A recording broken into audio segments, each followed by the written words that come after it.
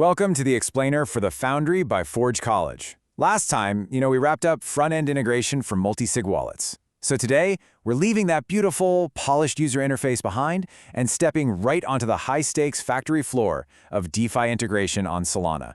Yep, get your hard hats on, because we're talking about modular design and security practices. So, what exactly happens when a sleek, intuitive front-end talks to a messy, monolithic back-end? Well, mixing business logic with protocol-specific cross-program invocations, or CPIs, is kind of like juggling flaming chainsaws while riding a unicycle. I mean, sure, it looks thrilling for a split second, but it creates this massive blast radius if things go wrong. Literally one tiny slip-up, and the whole system goes boom. We definitely want to avoid any explosions on our factory floor, right? So here is our blueprint for today. 1. Taming the DeFi chaos. 2. Drawing clear module boundaries. 3. Guarding the integration gates. 4. Testing and operational hooks. And finally, number 5, the ultimate security checklist. All right, let's jump straight into part 1, taming the DeFi chaos, the need for blueprints. Think about monolithic code versus modular code. With a monolith, you've got this huge, interconnected blast radius. Everything is tingled together, making it an absolute nightmare to test. But modular code? That isolates concerns. If one little part acts up, it doesn't sink the whole ship.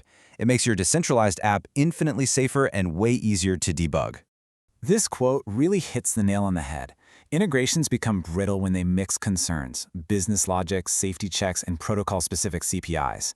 Basically, if you break these elements apart into their own dedicated spaces, you can build these incredibly robust, reusable blocks. And honestly, this is exactly the foundation you're going to need for your upcoming DeFi lending and derivatives capstone project.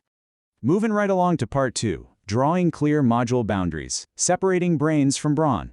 Enter the orchestrator. You can think of the orchestrator as the heavy machinery on our assembly line. It doesn't have a brain for business decisions. It literally just follows orders to construct and submit protocol-specific instructions. And because it's totally separate from your business logic, we can easily mock it out, or, fake its behavior when we're running isolated unit tests. There's no need to fire off a real transaction just to check your math. But to keep things genuinely modular, your public interface has to be incredibly strict. Runtime context inputs, like the pair pub key and timestamp, go into one bucket, while domain parameters, like your user pub key, token mint, and amount, go into another. Keeping these separate prevents any implicit mutations. What you see on the label is exactly what the function does. No surprises. Let's move on to part 3, guarding the integration gates, VIP access only. Every single operation in your dApp must follow this exact 3-step sequence. Step 1, the context input arrives. Step 2, it hits the validation guard. And step 3, and only step 3, it reaches the CPI orchestrator.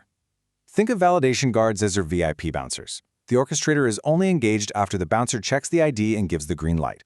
If you don't pass the guard, you don't get into the club, period. And here is a golden rule for you. Input validation absolutely must be layered at the very top of each function. Don't bury it. You really want to avoid hiding validation deep inside your code or tangling it up in your orchestrator. Keeping it right at the boundary means your tests can hit that validation logic directly, cleanly, and super fast, without having to run any complex CPIs. Let's break this down with our 3 main top-level functions for a lending protocol. For a deposit, we validate the input, then orchestrate. For a borrow, we check collateral limits, then orchestrate. And for accrue yield, we handle the strategy logic and scheduling. Now notice the testing requirement. Every single one of these requires both unit and integration tests, absolutely no exceptions. Now, inside those validation guards, the absolute most critical element is the authority check. This is the explicit verification that a provided authority pub key actually equals the expected signer, or that a program-derived address, a PDA, meets the required bump. These checks are your ultimate security gates. They are literally the only thing stopping unauthorized callers from just walking off with your protocol's funds. Up next is part 4, testing and operational hooks, the quality assurance lab. Because let's be real, writing the code is only half the battle. Let's talk about the number 80. Your test suite must achieve at least 80% branch coverage for the integration module's public functions to even be considered ready for deployment. If you aren't hitting 80%, you gotta head back to the lab. And once we're live, we definitely don't want to fly blind, so we build operational hooks. These hooks emit deterministic machine parsable events as a lightweight monitoring signal. Every major action should log an attempt, a success, or a failure, And it needs to be tagged with an operation ID, a timestamp, a call or pub key, and, if it failed, a clear reason why. This is basically how you monitor the heartbeat of your DeFi app. Now, regarding tests, remember to divide and conquer. Unit tests are fast and isolated. They mock the orchestrator to purely assert your validation and authority logic.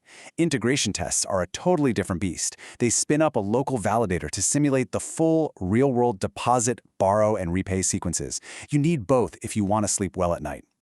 Oh, and one more thing on testing. It's not just about the happy path where everything goes perfectly.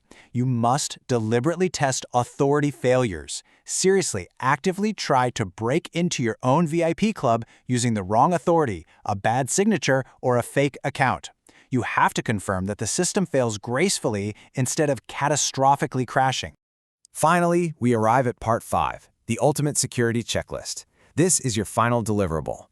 This one-page security checklist is an absolute requirement in your repository. It formally records your authority relationships, your token custody expectations, retry behaviors, recommended rate limits, and most importantly, your primary failure modes and exactly how you mitigate them. This is the blueprint you hand over to the capstone reviewers to prove, hey, I've thought of everything. I really want this quote to sink in. Make misuse harder because invalid inputs are rejected early, and make diagnosis faster because failures emit consistent signals. That right there, that is the absolute golden rule of our entire modular assembly line philosophy. If you take away just one thing from today, let it be that. So, here is the ultimate question. When, and trust me, it's when, not if, bad actors try to exploit your protocol, will your doors be left wide open, or will you have those ultimate security checkpoints in place? You now have the exact blueprints to scope a rock-solid DeFi lending and derivatives app. To dive deeper into these practices and explore a ton of other Web3 subjects, definitely visit forge.college and continue your engineering journey. Thanks for joining this explainer, and stay secure out there.